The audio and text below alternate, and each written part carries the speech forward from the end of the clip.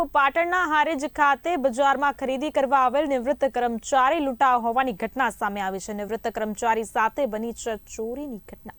બજારમાં આવેલ કરિયાણાની દુકાનમાં બની ચોરીની ઘટના। બે અજાણી મહિલાઓએ કપડાની થેલીને ચેકો મારી 1 લાખ રૂપિયા સેરવી લીધા હતા। 1 લાખ રૂપિયાની ચોરી કરી મહિલાઓ થઈ છે રફુચક્કર। ચોરી કરતી મહિલાઓ દુકાનમાં લગાવેલ સીસીટીવીમાં કેદ થઈ છે। નિવૃત્ત કર્મચારીએ હારીજ પોલીસ મથકે નોંધાવી છે ફરિયાદ। મારું નામ ચંદનજી નવાજી ઠાકોર।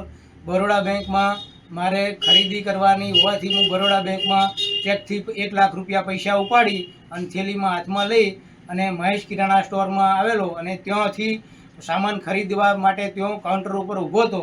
ત્યાં બે અજાણી મહિલાઓ હતી, એ મારી બાજુમાં ઊભી હતી। હું ખરીદી કરતો હતો એ વખતે મારો સામાન ખરીદાઈ ગયો। એ વખતે એ લોકોને પૈસા આપવા માટે મેં થેલી જોઈ તો થેલીની અંદર પૈસા